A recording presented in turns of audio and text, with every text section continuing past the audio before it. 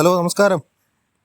വെറുതെ കട്ടിലിൽ കിടന്ന് മുകളിലോട്ട് നോക്കിയാൽ പൊതുവെ എല്ലാവർക്കും തോന്നാവുന്ന ഒരു സംശയമാണ്, ഈ ഫാനുകളുടെ ബ്ലേഡിൻ്റെ എണ്ണം എന്താ ഈ 3 വരുന്നത് അല്ലേ? 4, 5 ബ്ലേഡുള്ള ഫാൻ നമുക്ക് കിട്ടാനുണ്ടോ, അതോ അങ്ങനെയുള്ള ഫാൻ വെച്ച് കഴിഞ്ഞാൽ എന്തെങ്കിലും ബുദ്ധിമുട്ടുണ്ടോ? അപ്പം അങ്ങനെയുള്ള ചോദ്യങ്ങൾക്കുള്ള ഉത്തരത്തിനായി പോവാം ടു ദ വീഡിയോ.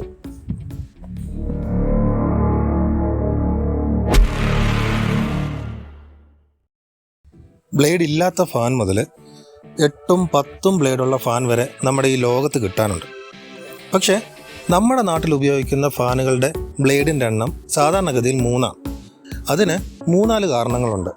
അതിൽ ഒരു കാര്യം നമുക്ക് ഒട്ടും ഇഷ്ടമല്ലാത്ത കാര്യമാണ്. എന്താ? വില കൂടുതൽ അല്ലേ?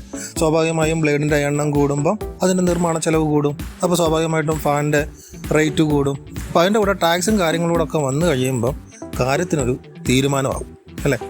അപ്പോൾ സ്വാഭാവികമായിട്ട് നമുക്കുണ്ടാകാവുന്ന അടുത്തൊരു സംശയം എന്താ?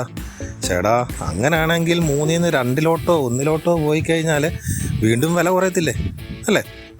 അപ്പം അവിടെ ഉണ്ടാകുന്ന പ്രശ്നം എന്താണെന്ന് ചോദിച്ചു കഴിഞ്ഞാൽ, ഈ ബ്ലേഡിൻ്റെ എണ്ണം കുറയുമ്പം അതിൻ്റെ നോയ്സാണ്, അതായത് ശബ്ദം കൂടും സ്വാഭാവികമായിട്ടും. മനസ്സിലാകുന്നോ? പിന്നെ രണ്ടാമത്തെ പ്രശ്നം എന്താണെന്ന് ചോദിച്ചു കഴിഞ്ഞാൽ, നല്ല കിടുക്കാഞ്ചി കാറ്റൊക്കെ കിട്ടും. പക്ഷേ അതിൻ്റെ കീഴിൽ കയറി കിടക്കണം. അതായത് അതിൻ്റെ തൊട്ട് താഴെ കിടന്നെങ്കിൽ മാത്രമേ നമുക്ക് നല്ല രീതിയിൽ കാറ്റ് കിട്ടത്തുള്ളൂ.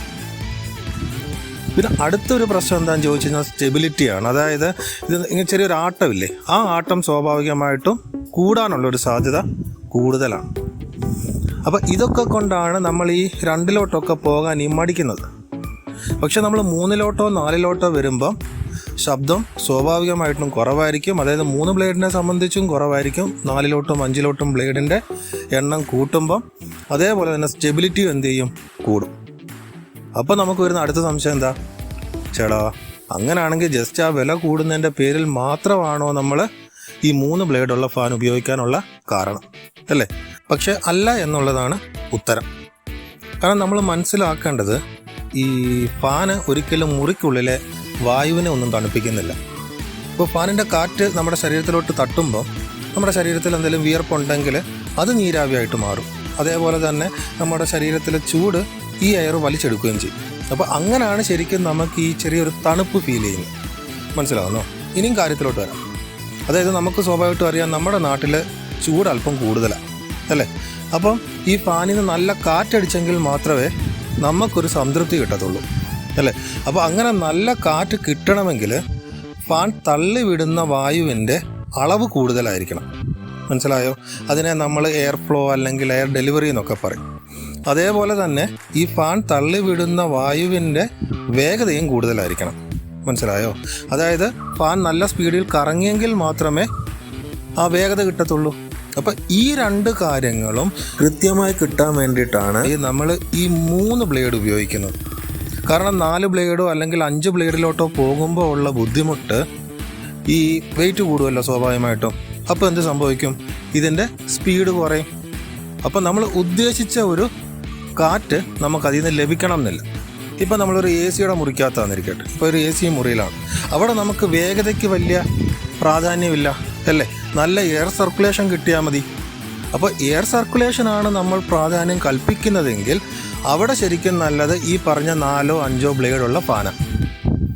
മനസ്സിലാകുന്നുണ്ടോ? അതായത് ഒരു സപ്പോർട്ടായിട്ട് ഉപയോഗിക്കുകയാണെങ്കിൽ, ഇപ്പോൾ AC വെക്കുമ്പോൾ നമുക്കറിയാം, AC വെക്കുമ്പോൾ അവിടെ ഉള്ള വായുവിനെ അത് തണുപ്പിക്കുന്നുണ്ട് അല്ലേ? അപ്പോൾ സർക്കുലേഷനാണ് അവിടെ പ്രധാനം.